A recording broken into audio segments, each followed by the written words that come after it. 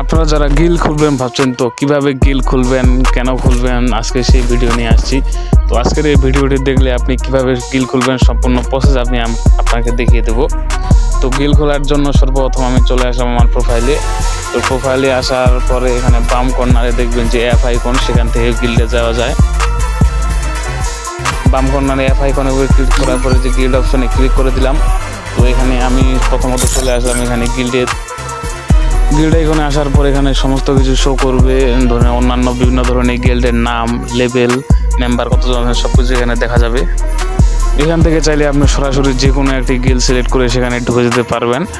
তো যেহেতু আমি গিল্ডে ঢুকবো না, আমি গিল্ড নিজে একটা খুলবো, যে আমি গিল্ড পরিচালনা করব, তাই আমি নিজে একটি গিল্ড অ্যাকাউন্ট এখানে খুলবো। তো গিল্ড অ্যাকাউন্ট খোলার জন্য উপরে দেখতে পাচ্ছেন যে ক্রিয়েট গিল্ড নামে একটি অপশন আছে বাম কর্নারে। তো সেখানে আমি ক্লিক করে দিলাম।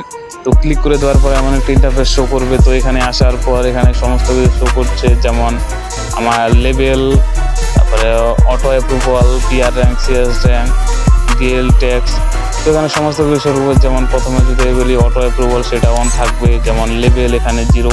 তো লেভেলটা সাধারণত কেন দেওয়া হয়, যেহেতু আপনি নতুন গিল্ড খুলবেন, তো আপনার গিল্ডে কত লেভেল পর্যন্ত প্লেয়ার আপনি এখানে অ্যাড করবেন। যেমন আমার আইডির বর্তমানে লেভেল আছে মনে হয় 4 বা 5। তো আমি চাইলে এখান থেকে সিলেক্ট করে দিতে পারবো যে কত লেভেলের ঊর্ধ্বে থাকলে আপনি আমার গিল্ডে ঢুকতে পারবেন। তো নেক্সট অপশনে আছে বিআর র্যাঙ্ক। তো এখানে বিআর র্যাঙ্ক সাধারণত বোঝা যাচ্ছে যে এখানে লেভেল আছে 10, 20, 30, 40, 50। তো সাধারণত আপনি আপনার গিল্ডে সর্বোচ্চ কত লেভেল থাকলে আপনি আপনার গিল্ডে নেবেন, তো সেটা এখান থেকে সিলেক্ট করতে হবে। যেমন আপনি যদি চান যে আপনি 10 লেভেল সিলেক্ট করবেন, তো 10 লেভেলের উপরের যে সকল আইডি আছে শুধুমাত্র তারাই আপনার গিল্ডে ঢুকতে পারবে। তার নিচে থাকা কোনো আইডি যদি থাকে 10 লেভেলের নিচে, তাহলে তারা আপনার গিল্ডে ঢুকতে পারবে না।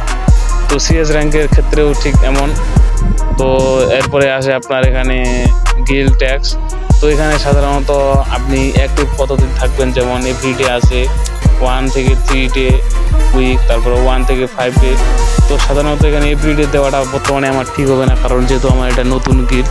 তো নতুন গিল্ডে আমি এখানে ডিসপ্লে রাখবো, কারণ এখানে আমি কোনো কিছু সিলেক্ট করবো না।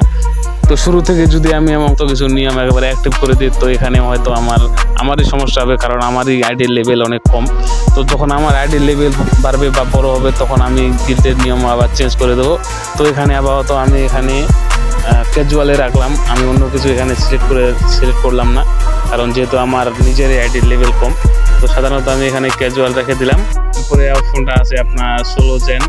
তো এখানে সাধারণত আপনার গিল্ড সম্পর্কে বা আপনি কোনো প্রবাদ বাক্য বা আপনার পছন্দের কিছু বাক্য আপনি এখানে লিখে রাখতে পারেন, যেটা অনেক সময় কেউ দেখে, গিল্ড ভিজিট করে বা গিল্ড কেউ দেখে।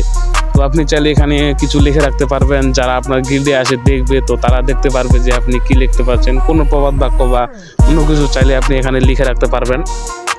তো এরপরে আসে আমার গিল্ডের নাম। তো এখানে আমি আমার গিল্ডের নাম দিয়ে দেবো।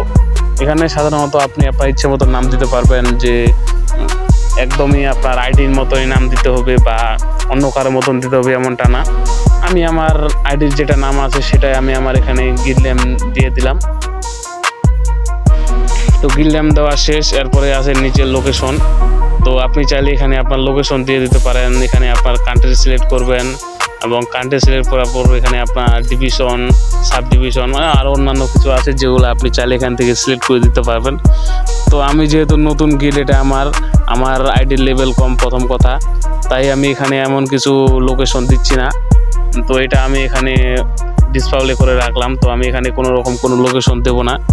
তো পরবর্তীতে আমি চাইলে আমার গিল্ডের নিয়ম, রুলস, রেগুলেশন আমি সমস্ত কিছু পরিবর্তন করতে পারবো। এটা নিয়ে কোনো সমস্যা নাই। আমি পরবর্তীতে চাইলে এটাকে আবার নতুন করে রুলস মেনটেন করে দিতে পারবো। আমার ডিভিশন কোথায়, সাব ডিভিশন, কান্ট্রি, এটা আমি পরবর্তীতে চাইলেও সিলেক্ট করে দিতে পারবো। তাই এখন আমি আর এটা দিচ্ছি না। তো সমস্ত কিছু ঠিকঠাক থাকলে এখন আমি এখান থেকে কনফার্মে ক্লিক করব। তো এখানে 100 ডায়মন্ড বা 5000 টোকেন দিতে পারবেন। যেহেতু আমার অ্যাকাউন্টে 5000 টোকেন আছে, তো আমি সেক্ষেত্রে টোকেন দিয়ে এখানে ক্রিয়েট করব গিল্ডটা। তো আমি টোকেনের উপরে ক্লিক করে দিলাম। তো টোকেনের উপরে ক্লিক করার পরে আমার গিল্ড ক্রিয়েট হয়ে যাবে, নতুন গিল্ড। তো এখন আমার নতুন গিল্ড যেটা আমার নামে আছে অনিমেষ, সেই গিল্ড এখন এখান থেকে ক্রিয়েট হয়ে গেল। তো দেখতে পাচ্ছেন আমার গিল্ডের লেভেল 1 এবং অন্য কিছু নেই, মেম্বার শুধুমাত্র আমি নিজে আসি। তো আপনি চাইলে আপনি এভাবে আপনার নিজের পছন্দ মতো গিল্ড ক্রিয়েট করতে পারবেন।